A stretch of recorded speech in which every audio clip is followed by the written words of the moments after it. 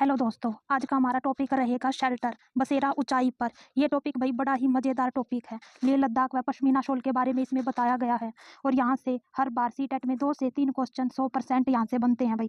यदि आपको ये फिल्टर सीरीज अच्छी लगे तो लाइक एंड सब्सक्राइब और अपने दोस्तों को शेयर जरूर करना। चलो भाई देखते हैं बसेरा ऊंचाई पर। मैं हूँ गौरव जानी। यहाँ पर भाई आपको देखने को मिलेगा कि गौरव जानी एक व्यक्ति होता है, वो अपनी मोटरसाइकिल पर कैसे मुंबई से लेह लद्दाख होते हुए कैसे ऊंचाई पर जाता है, वहाँ के रहन सहन को देखता है और कैसे वो अपना एक्सपीरियंस शेयर करता है। मैं हूँ गौरव जानी और यह है लोनर। लोनर भाई वो अपनी मोटरसाइकिल को कहता है मेरी सबसे बढ़िया सीधी मेरी मोटरसाइकिल। अंग्रेजी में इसका लोनर का अर्थ बता रखा है भाई अकेला रहने वाला। क्या बता रखा है भाई? लोनर। लोनर का अर्थ होता है भाई अकेला रहने वाला। मैं मुंबई से निकला, क्या है भाई? वो कह रहा है कि मैं मुंबई से निकला, महाराष्ट्र पहुंचा, गुजरात राजस्थान के छोटे छोटे 6 शहरों से होता हुआ दिल्ली गया भाई। मुंबई से दिल्ली तक का 1400 किलोमीटर का रास्ता मैंने 30 दिन में तय किया। क्या किया भाई उसने? 30 दिन में उसने अपना रास्ता जो वो मुंबई से चला था और वो जो पहुंचा, कहाँ पर पहुंचा भाई? वो दिल्ली। उसने 1400 किलोमीटर का रास्ता पूरा किया।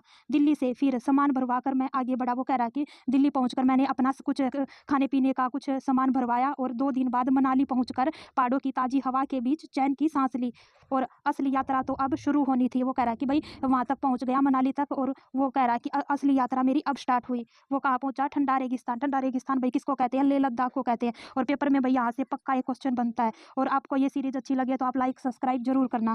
आखिरकार मैं और लोनर वो है भाई उसकी मोटरसाइकिल ले पहुंच गई। क्या है भाई? वो ले पहुंच गया, लेह लद्दाख पहुंच गया। अजब अनूठा था यह इलाका, सूखा समतल और रेगिस्तान। क्या था भाई? सूखा था, समतल था और रेगिस्तान था। लद्दाख में बहुत ही कम बारिश होती है। थोड़ा आगे बढ़ा तो कुछ बच्चे उसको मिले भाई और वो क्या कह रहे थे? झूले झूले झूले झूले उसको कह रहे थे भाई। उसका अर्थ क्या होता है? स्वागत स्वागत। वो उसको स्वागत स्वागत कह रहे थे और चिल्लाते हुए मेरा पीछा करने लगे। उसने बताया। आगे देखते हैं भाई ताशी के घरों के बारे में देखते हैं। ताशी जो जो जोर चला और मुझे खींचकर अपने घर ले गया। इसमें ये भाई लेह लद्दाख के घरों के बारे में बता रखा है। वो ताशी के घर कैसे होते हैं उसने बताया है। ताशी का जोर चला, ताशी के घर है जो मतलब लेह लद्दाख के घर है भाई ये, और ताशी का एक घर है उसके बारे में बता रखा है भाई। और उससे रिलेटेड ये बता रखा है कि लेह लद्दाख के घर कैसे होते हैं। ताशी का जोर चला और मुझे खींचकर अपने घर ले गया। उसका घर 2 मंजिला था। यहाँ से भाई पक्का एक क्वेश्चन बनता है लेह लद्दाख के घर के बारे में, इसको ध्यान से देखना। ले अपने घर ले गया और उसका घर 2 मंजिला था। पत्थरों को काट कर एक के ऊपर एक रखकर बना था। पत्थरों को भाई वो काट काट कर एक के ऊपर एक रखकर घर बनाई जाते लेह लद्दाख में। उन पर मिट्टी और चूने की पुताई की गई थी। क्या की गई थी भाई? मिट्टी और चूने की पुताई की गई थी। हर तरह घास फूस पड़ी थी। हर तरफ भाई क्या पड़ी थी? घास फूस पड़ी थी। जो तासी है मुझे लकड़ी की सीढ़ियों से अपनी मंजिल पर ले गया। जैसे भाई 2 मंजिला होता है और यहाँ पर एक सीढ़ी लगी होती है। वो क्या है भाई? सीढ़ी से होते हुए वह अपनी दूसरी मंजिल पहली मंजिल पर ले गया। उसने बताया कि वह और उसका परिवार ऊपर की मंजिल पर रहते हैं और नीचे की मंजिल पर जानवरों के क्या भाई? जानवरों के रहने की जगह है। जो नीचे की मंजिल थी भाई वो उनके जानवरों के रहने की जगह थी और ऊपर की मंजिल पर वे खुद रहते थे।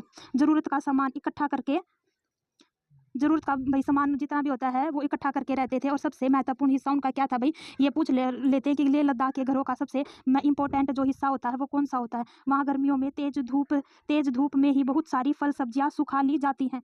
ये भाई अपने छतों के बारे में बता रखा है। छतों पर क्या करते हैं भाई? वे फल और सब्जियां सुखा लेते हैं। ये ठंडे दिनों में इस्तेमाल की जाती है। जो ठंड पड़ता है तो गर्मियों में ये सुखा लेंगे और ठंड में उन्हें इस्तेमाल करते हैं। जब फल सब्जियां नहीं मिल पाती, मुझे यह समझने में देर नहीं लगी कि मोटी मोटी जो दीवारें होती है, लकड़ी के फर्श होते हैं और लकड़ी की जो छत है उन्हें क्या करती है भाई? ठंड से बचाती। क्यों? क्योंकि वहाँ पर भाई बहुत ज़्यादा ठंड पड़ती है। इसलिए उनके घरों की विशेषता है कि वो पत्थर से काट काट कर बनाए जाते हैं। ठीक है। और उनकी मोटी मोटी दीवारें होती है, लकड़ी के फर्श होते हैं और लकड़ी की ही छत बनाई हुई होती है। और उन्हीं से वे क्या करते हैं भाई? अपने घर बनाते हैं जिससे वे उनको ठंड से बचाते हैं।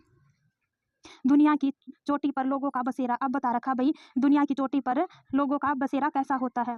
अब मैं चांगथान इलाके की ओर बढ़ गया। वहां से भाई वो निकल गया और कहाँ पहुंच गया? चांगथांग इलाके की तरफ। लगभग 5000 मीटर की ऊंचाई पर। क्या था भाई? वो 5000 मीटर की ऊंचाई पर था। कितना था भाई? 5000 मीटर की ऊंचाई पर था। कितना था ये याद कर लेना। 5000 मीटर की ऊंचाई पर बना था। मैदानी इलाका था भाई, बिल्कुल सुनसान था और पथरीला भी था। क्या था भाई? पथरीला था और सुनसान था। इतनी ऊंचाई पर सांस लेना भी मुश्किल हो रहा था।